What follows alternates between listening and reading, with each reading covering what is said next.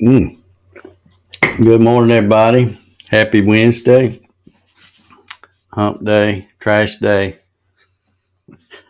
We call it trash day around here. Hope y'all doing well. Let me slide over here and see who's hanging out with us today. You probably noticed I got sitting here thinking this morning, and I'm like, did I set up the coffee session? Yeah, I set up the coffee sessions. Sure, I did. And then I come in here ready to log in. I'm like, oops, nope, I didn't set up the coffee sessions. I thought about it, and then I must have thought about it and then got sidetracked because I was in the middle of doing something else. And for some reason, I thought I had it set up, but it's all good. I got it set up now, and we're live and doing it here. So let's see who we got hanging out. Steve Gronsky, 64 and very windy today. Thumbs up. Appreciate it, Steve. We got something going on over there. LB Sharp's here. Good morning, LB. How are you? Hope you're doing well. There you go. Morning, everyone. I was wondering if they forgot us. I didn't forget you guys. I just forgot to set up the thing. And like I said, once I started thinking about it, I'm like, yeah, I did it. I'm pretty sure I did. But I didn't. Solar Man's here this morning. How you doing, Ryan? Troy Pritchard is here. Good morning, Troy. Sean's here. Good morning. Jesse's here. Good morning, Jesse. Lou Thomas. You know what? I think Lou's getting to be a regular. He's here pretty much every day now. That's good. Good morning to you, Lou. Gary Hammett. Good morning, sir.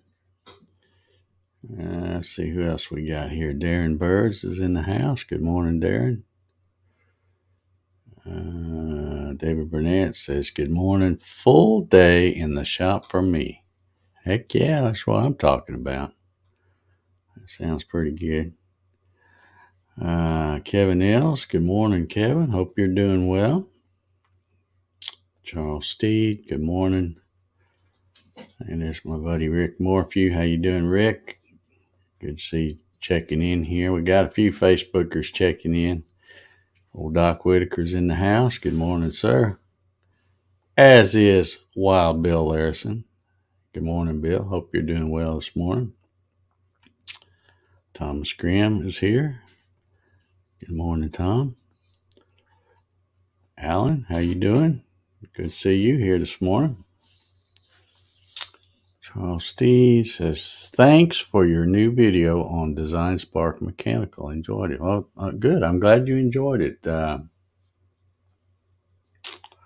I hope anybody that watches it, and especially anybody that watches it and tries to follow along and draw the same thing I drew, will leave a comment and let me know. Because if you follow along and then you still have trouble, then I might not have done something right. But I don't think I missed anything. But anyway, just let me know. Lou said he's retired. Okay. All right. Well, there's nothing wrong with that. You can come hang out with us every morning because if you're like me, you're going to drink coffee anyway. So you might as well come to the coffee sessions and hang out. Oh, yeah. Tasting good this morning. George Ralphus is here. He says, hi, everyone. Okay. Leo Steger's here. Good morning. Happy hump day. And John Howard is here. Usually John Howard hits way before now, but he couldn't because I didn't have it scheduled. I'll try to do better today. I could have sworn I had it scheduled, but like I said, I come in here and I was like, oops. Guess I just thought it and didn't do it. But anyway, I got to tell you, I had a fantastic day yesterday. one, I was finishing editing that video and wanted to get it done. And I was sitting here working on that. And then I got a phone call from my buddy Jim. And it was funny because as I answered the phone, I thought I saw Jack looking out the window at something. And I leaned back and looked, and he was actually pulling in my driveway.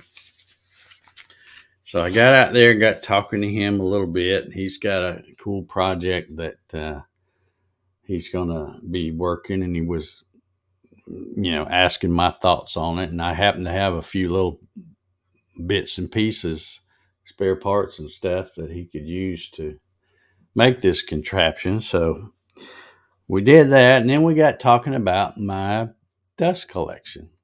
And I told him that, that at first I thought it was probably the dust collector, the motor switch or something on it.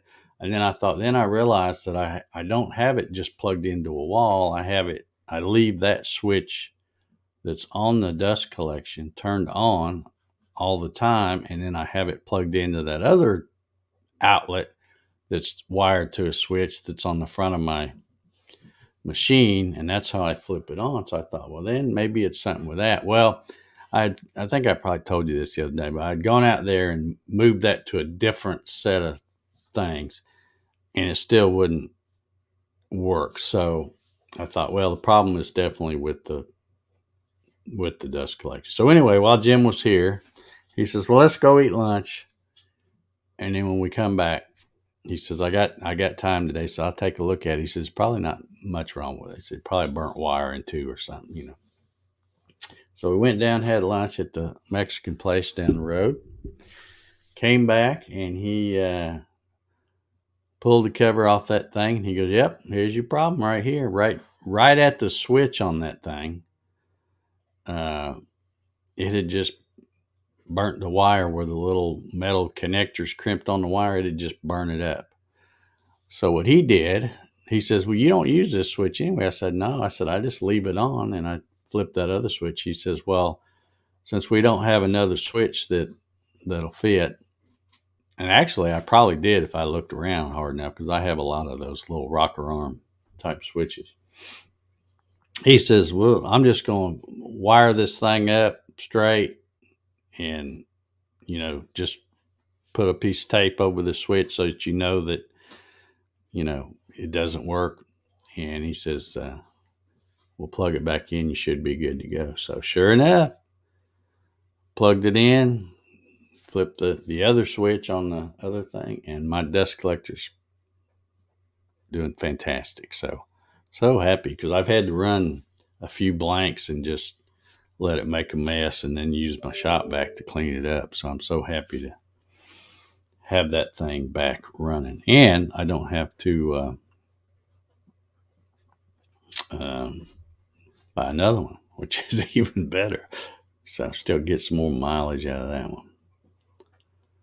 So let's see. George says, spell check, high or high. Give me a break. Yeah.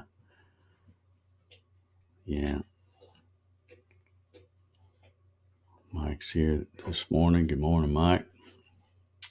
How are you doing?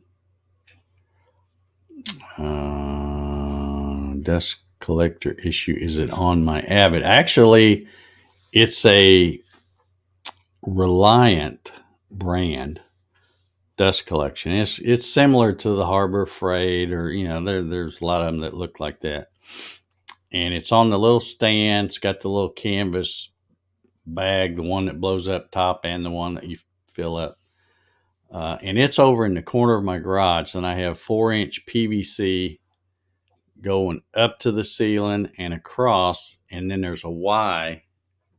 And so I have a flex hose that drops down over the middle of my Gatton CNC, and also over my Avid. And then I have 2 blast gates. In fact, I have a stick with a notch in it where I can reach up and just either close or pull the blast gate, depending on which machine I'm going to run. But it's all good now. Big Jim to the rescue. So super excited to have that going again. Got my grass cut yesterday too. Got out there and got that cut. So the yard's looking good, at least for a couple of days.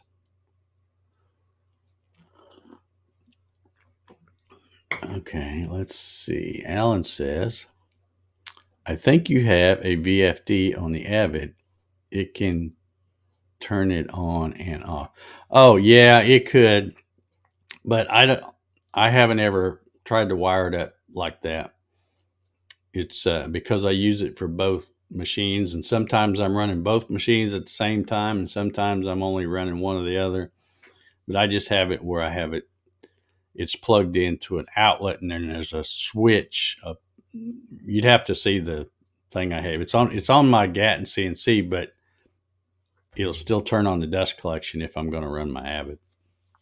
But it's just where he's wired a bunch of outlets, and they're connected to the back edge of my machine, and then there's a big cable, and then on the front edge of my machine there's like 4 switches, and I have just whatever, depending on which outlet I have it plugged in back there, depends on which switch will turn it on or off. So yeah. George says, today I need to watch the Design Spark Gatton video. First day to test software. Yeah. I think, and I got the little thing right here. This is the thing I made. It's a simple project, but it's my goal is you won't see me doing any any videos on how to make some little silly widget that doesn't do anything. Everything I do is going to be something that's useful that you can use. And this fits my little XYZ touch plate for my Avid, fits perfectly in here. And the reason this has got that big slot in the bottom, because the cable or the wire to it, and then you also have that other little wire that's a magnet that goes to it. But I took, in fact, I think I still got my sketch around here somewhere. Yeah, here it is.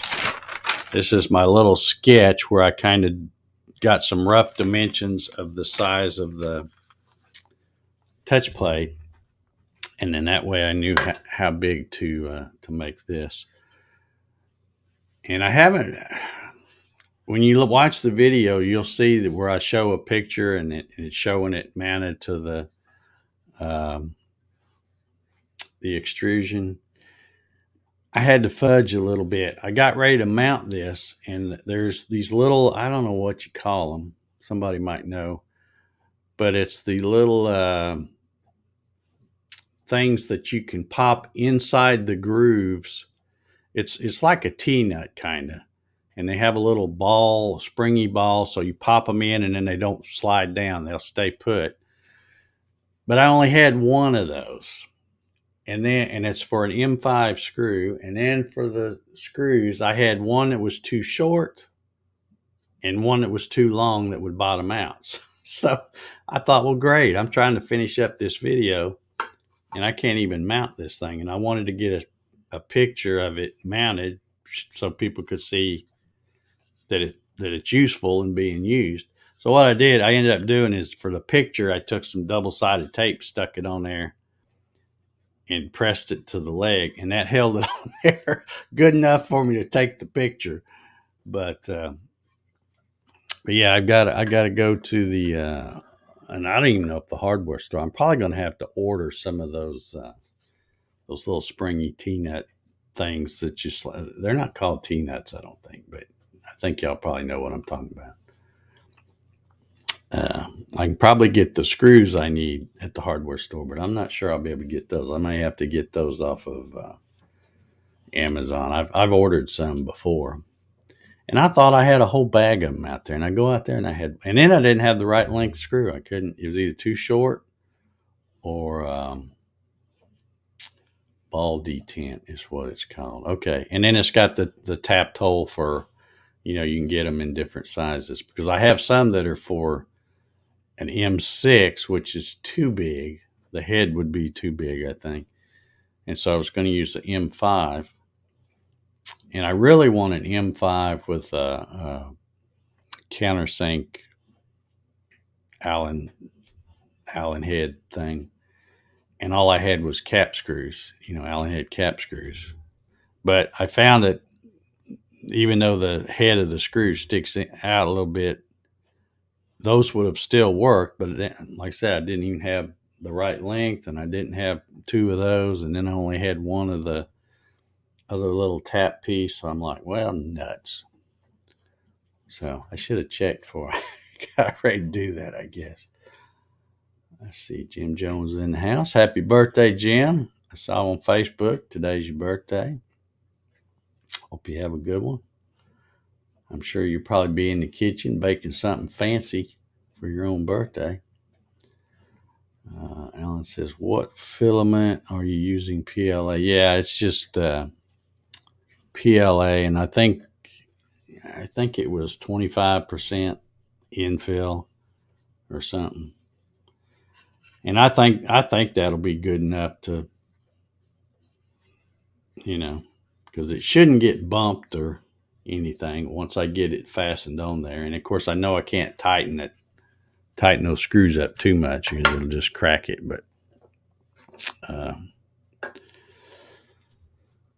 But yeah, that's only that little spool of gray PLA. That's the only spool I bought since I got that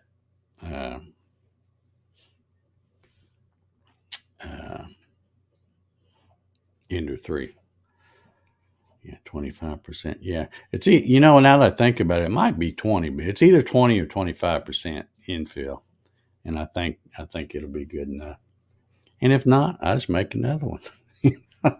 That's a neat thing about doing something and having a 3D printer. If you make something useful and it doesn't, doesn't work out or busts or cracks or whatever, you just make another one.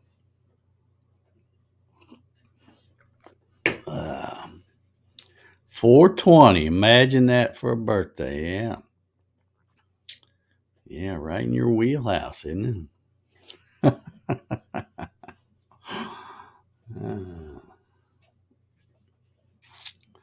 Jack's down here slurping. I don't know if you can hear it. I hope you can't hear that. That's disgusting. Come on, what are you doing, Jack? Down here slurping, licking his paws and stuff.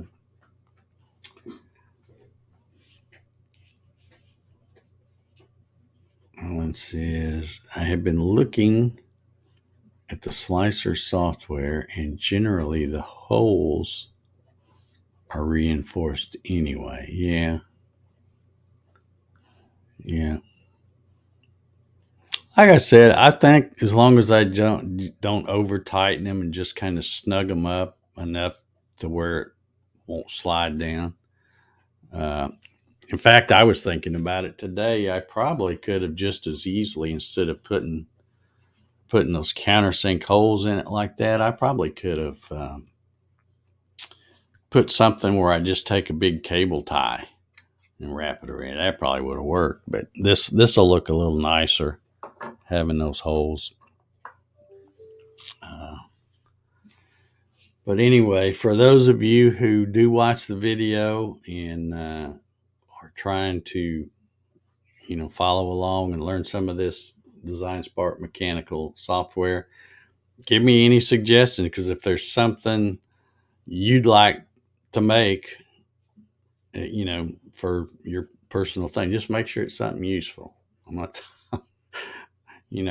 but if there's something you'd like, just put it in the comments of my video or something. Say, hey, Dave, how about doing the thing on this? And I'll try to model it up.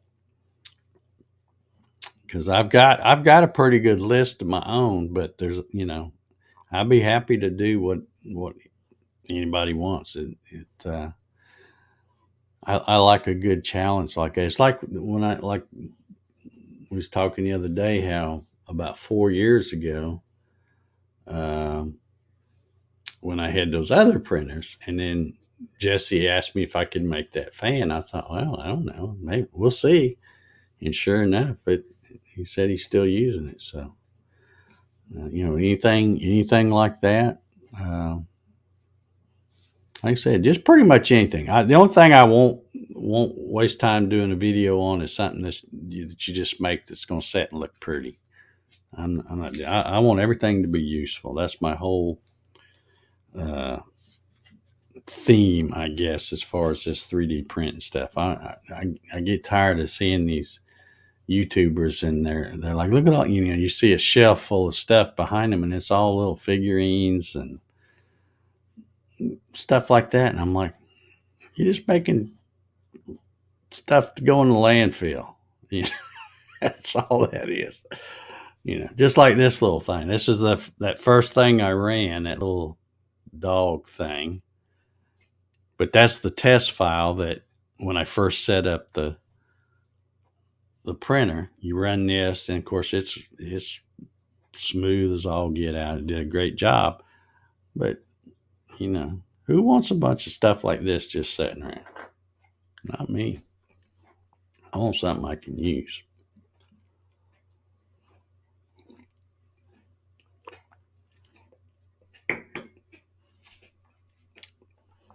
Ryan says that part is tougher than you think. You can stand on it. Oh, I hadn't tried that. I suppose you could, because it does seem, if you stand on it this way, and I don't know, it might work that way too. I don't know. This stuff is pretty, unless you get too light on the infill, it's pretty good stuff. And I'm always impressed with these 3D printers anyway. When you do something like, I don't know if you can see it good enough in this camera shot, but because it prints just like the way I'm holding it. And so those countersinks are on vertical walls, but yet they're not saggy. They're nice and round. The countersink is all, consistent all the way around the hole. So it's really cool that the way they do that stuff.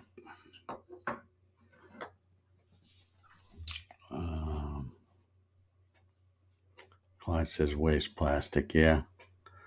I don't get all those things.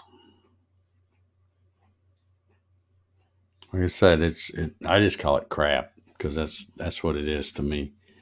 And they print all of it, and the other thing is too, and I'm not really knocking these guys, I guess, because they can do what they want. It's their YouTube channel, but they're printing all this stuff, but you never see them draw any of this stuff. It's always something they're getting from some other designer and just printing it. And what's the fun in that? I like to design something and print it.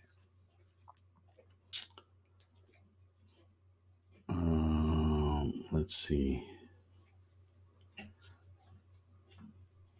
Alan says, what slicer am I using? I used to use the free version of Cura.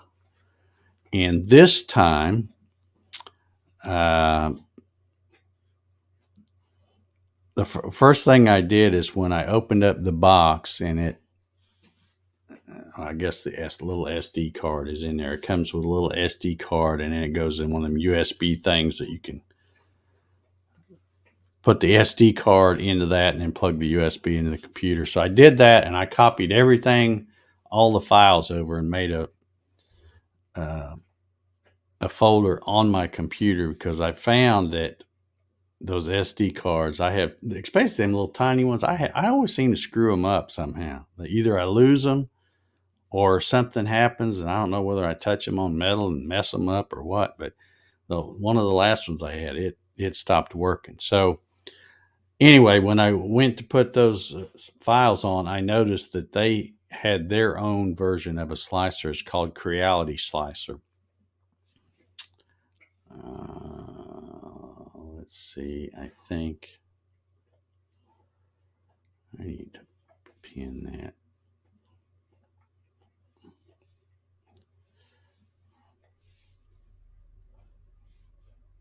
I will pull this over here and show you.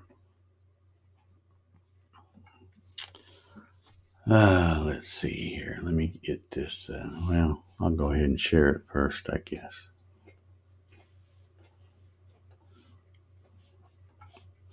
This is it. It looks a lot like, the Cura. I mean, they probably just made their own version off of that or something. But anyway, this is the.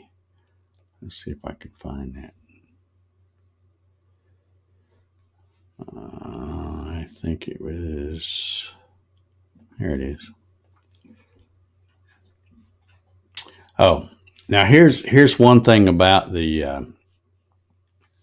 and I didn't mention this in the video because I'm not really getting into talking about 3D printing a lot, other than I showed a little clip of it making this thing. But you notice when I pull this in, it's like super small. So if you hit this down here where it says scale,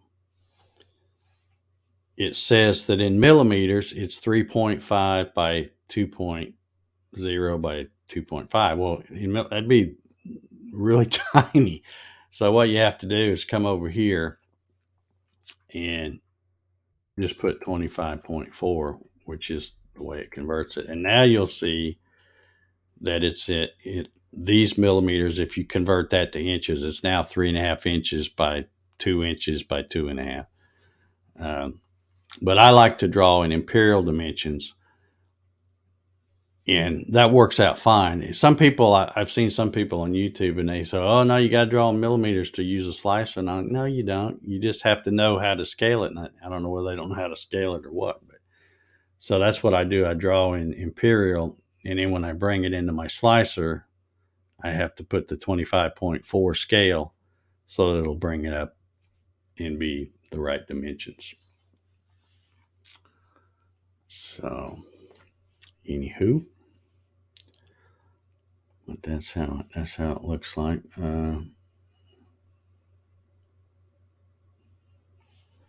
Larry says he doesn't print no toys. That's right. Made several hummingbird feeders. That's cool. Rusty Taylor's in the house. How you doing, Rusty? Hope you're doing well.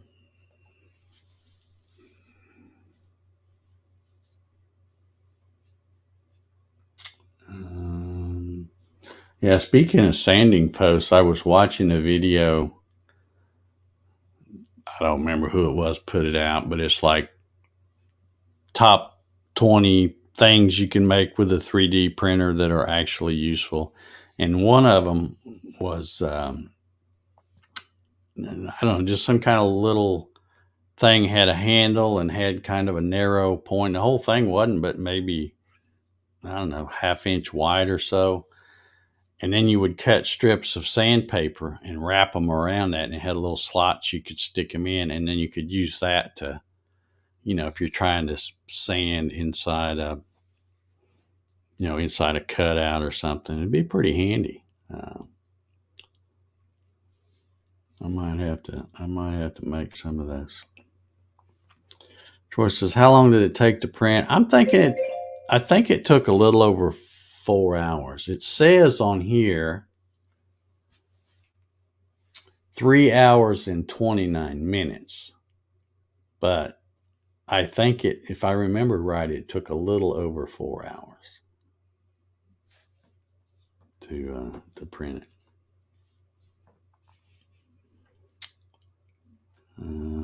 Yeah, it's time for me to get out of here. Russ said he's doing great. Good deal. I'm gonna give you a call here sometime, Rusty, whenever I can get things together, because I want to.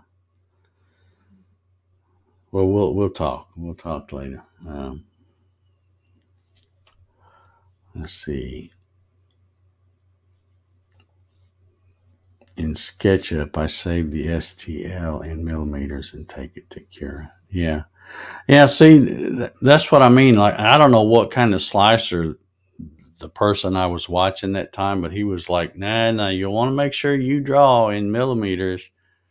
otherwise it won't come in right when you put it in your slicer. And that's true, but I haven't seen a slicer yet that you can't scale it. So as long as you know the scale, how to convert millimeters to inches, it's not a big deal. You saw how fast I did it.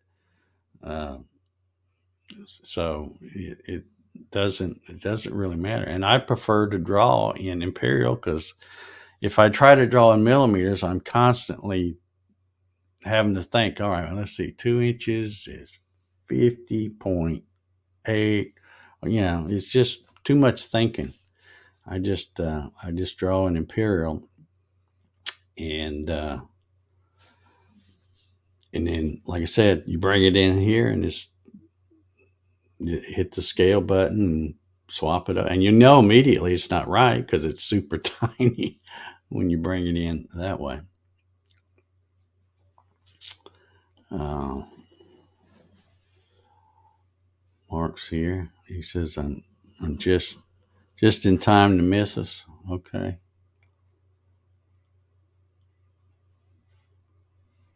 Larry says mine use 5-inch Velcro disc. Okay, I guess you're talking about your sanding pads. Yeah, that'd be pretty cool. Kathy's here this morning. How you doing, Kathy? Hope you're doing well. Happy hump day to you. I guess I missed anybody. Scroll back a minute. I don't think so. Let's see. Sean says, I like 15% most of the time, but I go thick on the walls. Yeah. I can't. Well, let's see what I got this thing set up for.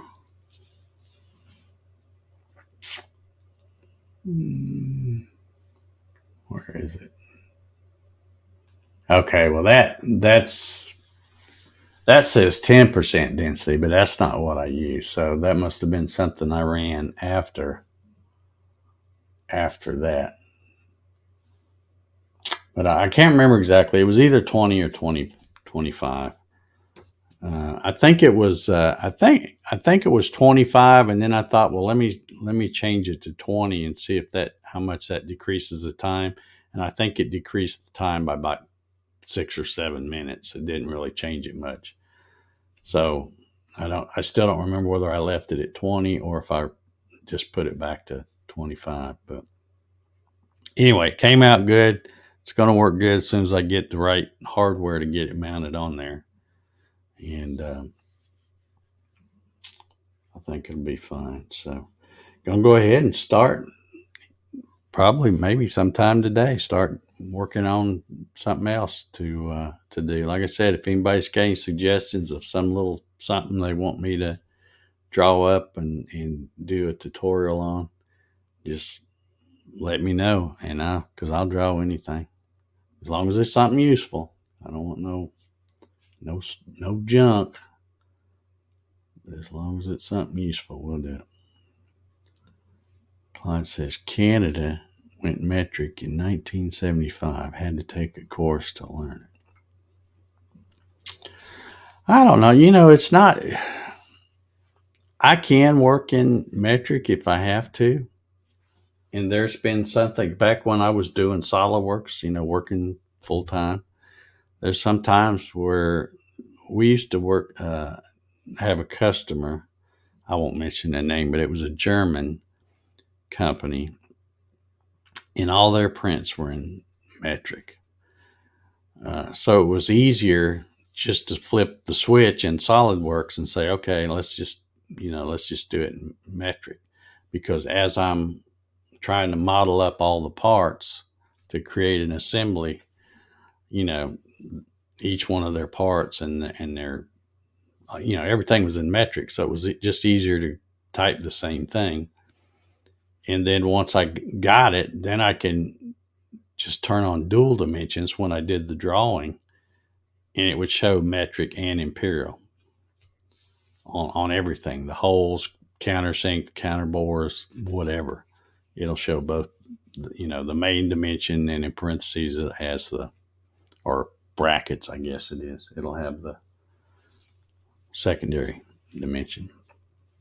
There's Cody CNC's in the house. How you doing, Cody? Good to see you this morning.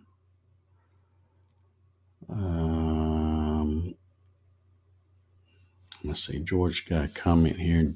Just a relevant comment. Yesterday, I watched your Just Sander video from 12 years ago. I have to say, your presentation was good, but you have gotten much better. You can say I sucked back then. That's okay, George. You won't hurt my feelings. Because if it was a video from 12 years ago, it was probably made with that little flip video camera. So the video probably wasn't very good. I'm sure the audio probably wasn't very good. And of course, me in general probably wasn't very good. And I'm not no prize right now, but I just try to make videos where, um, people can learn something or learn how to make something or whatever. It don't really matter. I'll never be polished, so I'm not worried about that. But all righty, I'm gonna get out of here. I got more stuff to do. I got to wake Jack up. We got to go out and bring the trash can thing down from the curb, and then I'm probably going to start drawing up my next little thing and see how that goes. Anyway, like I said, if y'all watch that video, let me know in the comments. Make sure you leave me a comment and tell me whether it's any good or too fast, too slow, left something out, whatever. I want constructive criticism. So, all right, we'll see y'all tomorrow. I'll try to get the stream set up ahead of time, more quicker than 10 minutes before. So, we'll see y'all tomorrow. Everybody have a good one.